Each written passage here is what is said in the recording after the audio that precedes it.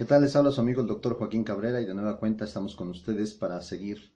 en este camino del Seminario de Alianzas Estratégicas. Para mí, les reitero, es un gusto estar de nueva cuenta con ustedes. Pues una vez ya habiendo pasado el camino, el recorrido por la descripción particular de manera individual acerca de las ventajas, todo ese panorama en cuanto a los entornos propios, pues particularmente de las dos instancias regionales que son más representativas, porque pues no podríamos descontar lo que es todo el bloque asiático, que también es un bloque que pues yo diría incluso una de esas naciones es la segunda potencia, particularmente en cuestión de producción, China en particular, todos los tigres asiáticos. Entonces creo que ahí le toca a cada doctorante establecer un nexo de conexión en cuanto a la información, porque las alianzas estratégicas no tienen límite, eso es un hecho, lo veremos en el próximo video que les presentaremos. No obstante, lo que nos compete hoy particularmente es la gestión de las redes, de los negocios, o la gestión particularmente de las redes de negocios en un ámbito global, que es lo que nos interesa, y cómo este entramado, esta red precisamente que se da en las empresas, pues ha detonado verdaderas y grandes industrias. El tema siguiente que vamos a abordar pues es precisamente el trabajo que es una constante bastante descriptiva de lo que son las alianzas estratégicas, que son pues prácticamente la formulación de las famosas y connotadas farm outs de lo que es la empresa productiva del Estado, Pemex, junto con otras empresas a nivel mundial. La visión del estratega en turno pues debe de ser tal que tiene que contemplar el aquí, el ahora y el futuro en particular. El hacerse los cuestionamientos particulares de saber dónde estás y el saber dónde quieres llegar como organización y como directivo en su momento, nos da la pauta a establecer precisamente esta economía en red derivado de la mano de todas las alianzas particulares, las alianzas que se han gestado con empresas inglesas, con empresas italianas. Al día de hoy pues en la palestra está bastante la información, pero particularmente esta economía en red representa muchas veces, les decía, el detonante de grandes industrias, grandes mercados que en su momento abordan estas empresas,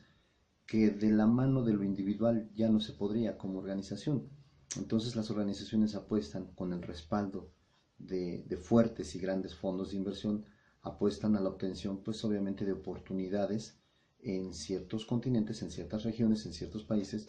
Y bueno, pues se supone que todo esto se deriva de una buena perspectiva particular, de una buena planeación, porque la visión del estratega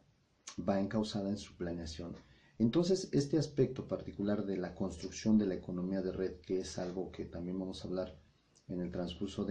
pues es hablar de que estamos ya en un mundo interrelacionado absolutamente,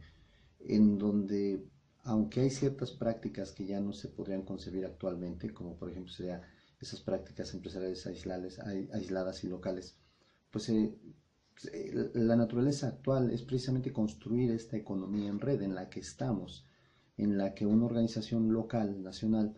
pues si quiere entrar al campo, a la selva, a la jungla global, pues va a tener que hacerlo por fuerza en alianza con alguna empresa y particularmente pues que tenga el mismo expertise y que de alguna manera tenga algunas ventajas también comparativas propias tanto de la región como del país. Entonces, aquí el papel del directivo es precisamente primero establecer a conciencia, sí, primero, establecer a conciencia la importancia y relevancia de lo que es una economía en red, el entendimiento cabal de lo que es una economía en red, el entendimiento de las ventajas, el entendimiento de las desventajas, o sea, todo este grado de sensibilización en cuanto al entendimiento y la comprensión, creo que allana el camino de la práctica en su momento, porque debe de haber y existen como todo directivos que no son asiduos al trabajo en red, al trabajo compartido, porque pues a lo mejor la idiosincrasia, la particularidad o la neofitez misma de la alta dirección no le permiten tener esa visión. Entonces, número uno, esa conciencia, esa sensibilización. Número dos, saber aprovechar todas y cada una de las oportunidades precisamente de estas economías en red, el buscar y abrir el panorama y el horizonte de las probabilidades de éxito por sobre todas las cosas, pero sobre todo de la mano del éxito, el anverso de nuestra moneda, que es el riesgo y el factor en el cual se inscriben las probables alianzas que se den en esta economía en red. Derivado de la misma economía, lo inmediato es que un riesgo no solamente se traduce en sus operaciones, se traduce en las operaciones de toda la economía que en su momento se puede encontrar. Entonces, si establecemos algunos puntos de referencia, el número 1 sería la conciencia, el número 2, el establecimiento de las prácticas en su momento productivas de mi organización para con la economía en red, el saber aplicar y el identificar particularmente los riesgos. Y por último, pues el abrir el esquema de participación en cuanto a estas economías de red y no perder de vista quizás algunas otras instancias regionales que pudiesen tener la oportunidad. Han sido empresas que han migrado operaciones a ciertos continentes, a ciertas regiones, pues por conveniencia operacional, por conveniencia de costos, por conveniencia corporativa. Las empresas migran constantemente sus operaciones a una región en particular y eso es válido en la orbe empresarial. Bien o mal, viene a mi mente ahorita una productora de autos, una fabricante de autos que migra sus operaciones al continente, a China en particular, pues obviamente lo dicen abiertamente para evitar costos y en cuanto a salarios más elevados a diferencia de América del Norte, en este caso, a México.